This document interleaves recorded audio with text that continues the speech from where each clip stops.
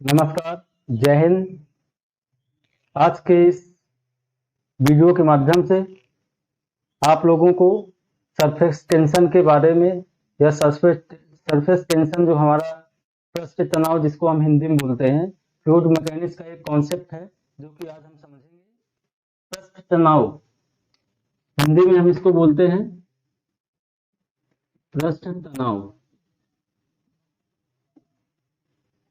जो कि पृष्ठ surface tension tension that means किसी प्रकार का एक फोर्स है। ये टेंशन मीन्स किसी प्रकार का एक ही फोर्स है। सरफेस टेंशन तो हम इसको फोर्स, क्योंकि मैं इसके पहले एक विस्कोसिटी चैप्टर में मैंने बताया था इस पे कि जिस जिस भी चीज पे न्यूटन न्यूटन न्यूटन है, क्योंकि इसकी जो हमारी होती है न्यूटन पर मीटर मीटर होती है। तो इसकी एसआई यूनिट जो भी होती है, यदि हम किसी चीज में हमारा न्यूटन आ जा रहा है तो मतलब कि वहां पे फोर्स इन्वॉल्व है, फोर्स की प्रेजेंस है वहां पे। तो इसमें फोर्स आएगा। पृष्ठ तनाव एक प्रकार का फोर्स ही होता है, ठीक है। अब पृष्ठ तनाव जो है वो हमारा इसकी कैरेक्टरिस्टिक क्या है या इसका क्या किस वजह से ये होता है, ये चीज हम पहले समझ लेते हैं। पृष्ठ तनाव जनरली ये सरफेस एरिया जो हमारी होती है, जो भी लिक्विड का जो भी लेयर, जो भी लिक्विड का ये सपोज ये सरफेस है, ऊपर ये इसका टेंशन क्रिएट करता है, सरफेस टेंशन क्रिएट करता है। सेकंड चीज क्या है इसमें कि सरफेस एरिया को ये खींच कर रखता है अपने साइड, ये खींच के रखता है।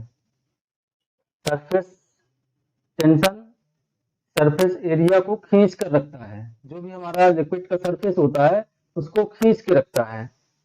सेकंड थिंग्स क्या होती है, यह क्षेत्रफल को डिक्रीज करता है। जो भी हमारा एरिया होता है उस एरिया को ये कम करने की कोशिश करता है। जैसे कि हम देखते हैं कि जो भी हमारा वाटर का लिक्विड होता है, तो वाटर लिक्विड वो एकदम बूंद के फॉर्म में होती है। तो वो क्यों होती है, ये चीज मैं आगे आप लोगों को जानकारी दूंगा। ये हमारा जो सरफेस टेंशन होता है एक फ्लूइड मैकेनिक्स का टॉपिक होता है, जो कि बहुत इंटरेस्टिंग टॉपिक होता है और बहुत ही आसान होता है, और मैं इसको और भी आसान बनाने की कोशिश करूंगा। जैसा कि अब हम ये इसमें पढ़ेंगे कि फर्स्ट चीज तो हम यही जानना चाहेंगे या आप लोग भी यही जानना चाहेंगे कि ये सरफेस टेंशन होता किस वजह से है या होता क्यों है। तो मैं आपको बता देता हूँ। पहले बैलेंस फोर्स, फिर अनबैलेंस्ड फोर्स। सपोज ये कोई ऐसी चीज कंटेनर है जिसके अंदर लिक्विड भरे हुए हैं। मैं लिक्विड की बड़ी बड़ी बूंदे बना रहा हूँ।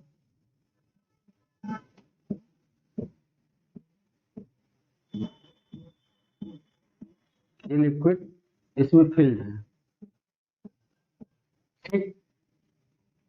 अब जो यहाँ पे ये फोर्स है, ये मैं इसको इधर इनलार्ज या समझ लीजिए आप, मैं अलग से इंडिविजुअल इस पे एनालिसिस आप बता रहा हूँ। अब ये सपोज दो है, जो हमारा सरफेस टेंशन होता है वो कोहेजन फोर्स की वजह से वर्क करता है।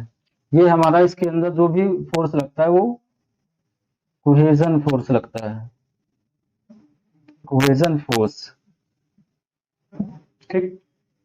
अब ये जो कोहेजन फोर्स होगा, जो जो भी हमारे दो एलिमेंट हैं, ये आपस में एक दूसरे के साइड खिंचाव उत्पन्न करते हैं। ये एक साइड, एक सपोज ये चीज है, ये इधर फोर्स लगाएगा, ये इधर फोर्स लगाएगा, तो इससे क्या होता है, वो तनाव उत्पन्न होता है, अंदर तनाव उत्पन्न होता है।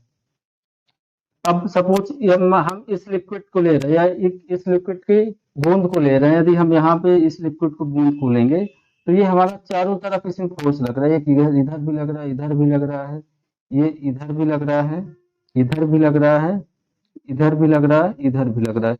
हम इसको बोलेंगे कि चारों तरफ से इसमें फोर्स बराबर लग रहे हैं। मतलब क्या है, ये इक्विलिब्रियम में है, या इक्विलिब्रियम कह सकते हैं, या बैलेंस्ड फोर्स कह सकते हैं इसको। बैलेंस का मतलब जो चारों तरफ से बैलेंस हो। सपोज ये हमारा सपोज डस्टर है, ठीक है, ये हमारा एयर में है, ये बीच बीच में है, तो इसमें ये तो ग्रेविटी की वजह से नीचे जाएगा। लेकिन यदि इसमें हम फोर्स देखेंगे तो फोर्स चारों तरफ से ही तो लग रहे हैं एयर के अंदर, तो फोर्स हमारा इसमें भी ऐसे ही इसके अंदर चारों तरफ से फोर्स लग रहे हैं। ये इसका लगा रहा है, ये इधर से लगा रहा है, इधर से लग रहा है, इधर से लग रहा है, टेंसाइल फोर्स लग रहा है। ठीक है, फोर्स लग रहा है इस पे। ये हमारा हो गया इक्विलिब्रियम में, इक्विलिब्रियम में। ठीक, इक्विलिब्रियम या बैलेंस फोर्स कह सकते हैं हम इसको, बैलेंस्ड फोर्स। ये हमारा बैलेंस्ड फोर्स हो गया, बैलेंस फोर्स। अब होता सरफेस टेंशन किस वजह, तो मैंने आपको बैलेंस फोर्स बता दिया। होता क्या है, due to unbalanced cohesive force of surface. Surface tension को हम क्या बोलते हैं इंग्लिश टर्म में, ड्यू टू मतलब कि due to unbalanced force, unbalanced cohesive force. क्योंकि जो भी हमारा वाटर या इसके अंदर होता है एक ही फोर्स होता है, किसी भी इमिसिबल लिक्विड के अंदर एक ही फोर्स वर्क करता है जो कि कोहेसिव फोर्स होता है। कोहेसिव फोर्स में अब सपोज यहाँ पे है, ये तो हमारा ये हो गया। अब यहाँ पे ये फोर्स इसमें लगाएगा, ये फोर्स इसमें लगाएगा, ये इधर लगाएगा, ये इधर लगाएगा, ये इधर लगाएगा, ये इधर लगाएगा, ये इधर लगाएगा, ये इधर लगाएगा, ये इधर लगाएगा, ये इधर लगाएगा। और अब इसका वाला ये हम अलग से देख सकते हैं इसको, ये क्या है, ये इधर लगा रहा है, इधर लगा रहा है, नीचे लग रहा है, नीचे लग रहा है, ये इधर लग रहा है। अब ये क्या हो गया, हमारा ऊपर से तो कोई फोर्स नहीं हो रहा लिक्विड में, लिक्विड में हमारा ऊपर से किसी प्रकार का कोई फोर्स नहीं लग रहा है। फोर्स फोर्स यहाँ पे जीरो लग रहा है यार। ठीक है, तो हमारा ये क्या हो जाएगा, अनबैलेंस्ड फोर्स, अनबैलेंस्ड फोर्स। ये हमारा हो गया अनबैलेंस्ड फोर्स। ये जो भी है ऊपर के जो भी हमारे सरफेस के जो भी लिक्विड है, सरफेस लिक्विड के ऊपर ऊपरी परत जो भी है वो वहां पे हमारा अनबैलेंस्ड फोर्स होता है। इसीलिए आप देखते होंगे कि जो भी सरफेस जो भी लिक्विड होती है, लिक्विड के अपर लेयर में ही सरफेस टेंशन होती है, ना कि बीच के लेयरों में कभी भी सरफेस टेंशन आपको नहीं दिखाई देगी। इस वजह से हमारा ड्यू टू अनबैलेंस्ड फोर्स, मतलब कि जो फोर्स हमारे जो भी हमारा लिक्विड का एलिमेंट है जो वहां पे, वो एलिमेंट आपस में बैलेंस नहीं है, इसी वजह से हमारा सरफेस टेंशन क्रिएट होता है। आप समझ गए सरफेस टेंशन क्यों होता है। अब सपोज मान लीजिए यहाँ पे ये हमारा ये कोई भी ये ऊपर से सपोज ये आया लिक्विड, लिक्विड इस फॉर्म पे गिरता है नीचे जाके जमीन में, इस फॉर्म से कंप्लीटली मैं नहीं बना पा रहा हूँ, कोशिश करता हूँ।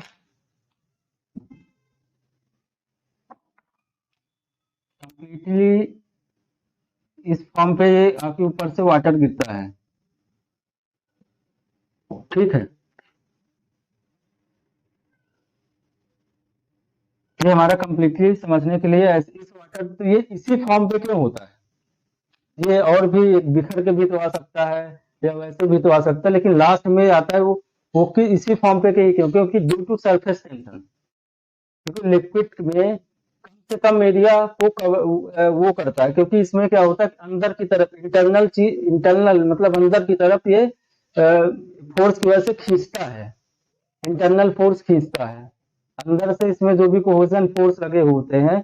अब यहाँ पे देखिए यहाँ के जो भी फोर्स होंगे ये तो अनबैलेंस फोर्स होते हैं ना, यहाँ पे जो भी फोर्स होंगे ये क्योंकि आउटर लेयर होगी, क्योंकि ये किसी पे तो होता नहीं है या किसी बर्तन में तो रखा नहीं होता जब भी कोई बूंद गिरती है, इस वजह से ये अंदर की तरफ इसमें खींचता है। इसका नेचर ही यही है, by nature he surface tension यही है कि सरफेस एरिया को खींच के रखता हुआ या कम करता है, खींच के क्षेत्रफल को डिक्रीज करता है।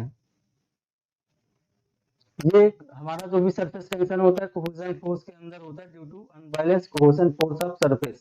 ठीक है, यहाँ तक समझ में आया। अब सपोज आप और भी मैं सरफेस टेंशन के जो भी ऊपरी लेयर होती है इसको क्लियर करता हूँ। जैसे हमारी बेडशीट होती है, बेडशीट को जब हम टाइटली पकड़ते हैं, सपोज ये टाइटली पकड़ते हैं, सपोज ये हम कागज को ही ले रहे हैं, इसको यदि हम टाइटली पकड़ेंगे तो ऊपर टेंशन क्रिएट हुआ, एकदम टाइटली हो गया, टाइट हो गया।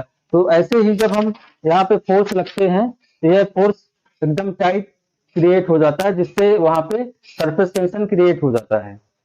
और ये चीज जो हमारा तनाव उत्पन्न होता है, जो तनाव उत्पन्न होता है वो सरफेस टेंशन की वजह से ही वो होता है। अब सपोज इसमें यदि ऐसे डायरेक्टली हाथ मारेंगे किसी भी वाटर जहाँ पानी भरा हुआ है ऐसे, तो उसमें क्या होगा, उसमें आपके हाथ में लग जाएगा, या आपके हाथ में जोर से झटका जोर से लगेगा या दर्द होगा।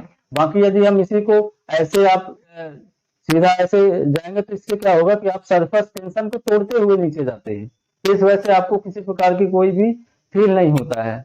ऐसे ही आप सपोज आपको कोई जो तालाब हो गए, नदी हो गई, यदि पेट के बल डायरेक्टली वहां पे कूदते हैं तो वहां पे आपको क्या होता है, आपके शरीर में लग जाता है, वहां पे आपके शरीर में लग जाता है, जैसे कि आपका रेडनेस आ जाती है, लाल लाल हो जाता है, तो ऐसे ही हो जाता है वहां पे। तो उससे क्या होता है कि आप डायरेक्टली उस पे जाते हैं तो उसमें पृष्ठ तनाव की वजह से वो आपके फोर्स लगता है या झटका टाइप का लगता है। अब ऐसे ही उसमें यदि सीधा जाएंगे तो सीधा आपको किसी प्रकार की कोई भी दिक्कत नहीं होती है। अब इसी में सपोज ये वाटर है, अब इसी में यदि नॉर्मली कोई ब्लेड होगी,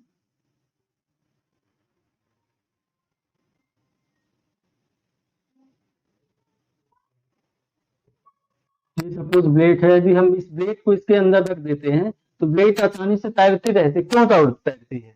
क्योंकि इसके अंदर हमारा पृष्ठ तनाव पहले से होता है या सरफेस टेंशन ऑलरेडी होती है इसके अंदर। और एक एक एग्जांपल और मैं दिए दे रहा हूँ, एक एग्जांपल और मैं आपको बता रहा हूँ जो हम अपने डेली लाइफ में आप लोग देखते होंगे हरदम। सपोज ये हमारा पाइप है, इसमें से ये वाटर फ्लो कर रहा है, वाटर हमारा ये फ्लो कर रहा है, ये हमारा वाटर इतने ही जेट से क्यों फ्लो कर रहा है?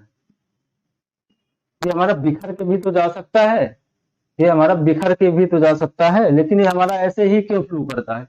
क्योंकि इसके अंदर क्या है, लिक्विड में क्या है, लिक्विड फेस में सरफेस टेंशन में कम से कम एरिया को कवर करता है या कम से कम एरिया को ये खोजता है या घेरता है। तो इस वजह से यहाँ पे ये इंटरनल जो फोर्स लगता है, आपस में जो खिंचाव होता है, जो आपस में खींचते हैं, उस वजह से ये फॉर्मेशन या नेचुरल फॉर्मेशन इस पे वो क्रिएट होके वैसे ही निकलता है। अब सपोज मान लीजिए कोई हमारा जो भी गली गली में गंदे नाले या नालियां होती है, उसको उसके ऊपर जो भी मच्छर ज्यादा बैठे रहते हैं, तो मच्छर बैठे रहते हैं, तो मच्छर पृष्ठ तनाव की वजह से ही बैठे रहते हैं, क्योंकि वहां पे जो हमारा सरफेस टेंशन होता है वो उसके ऊपर बैठ जाता है, क्योंकि वहां पे खिंचाव होता है वाटर के अपर लेयर में या ऊपरी सतह पे, तो काफी खिंचाव होता है, इस वजह से वो कंप्लीटली बैठे रहते हैं। लेकिन यदि उसी में आप कैरोसिन ऑयल डाल देते हैं, उसी के अंदर आप कैरोसिन ऑयल डाल देते हैं, तो वो मच्छर डूब जाता है उस पर। इसीलिए देखते होंगे आप कि आप गांव में या शहरी क्षेत्रों में देखते होंगे कि वहां पे आप कैरोसिन डाल देते हैं तो मच्छर वो नीचे चला जाता है नालियों में, इस वजह से वहां पे मच्छर ज्यादा देर तक नहीं रहते या नहीं रहते ज्यादा दिन तक। और मैं एक चीज और बता दूं आपको, यहाँ पे हमारा प्रश्न इतना ये पूछ सकते हैं, जो हमारा डिटर्जेंट होता है, डिटर्जेंट डिटर्जेंट हमारा पृष्ठ तनाव को डिक्रीज करता है। पृष्ठ तनाव को हमारा जो डिटर्जेंट होता है वो पृष्ठ तनाव या सरफेस टेंशन को डिक्रीज करता है। लेकिन वहीं यदि हम इसी में वहीं पे नमक मिला दें या साल्ट मिला दें, यदि हम नमक को मिला दें, हमारा नमक मिला दें, तो नमक में क्या होगा, सरफेस टेंशन हमारी इंक्रीज कर जाती है, सरफेस टेंशन हमारी वहां पे इंक्रीज कर जाती है। ये हमारा रहा सरफेस टेंशन। धन्यवाद।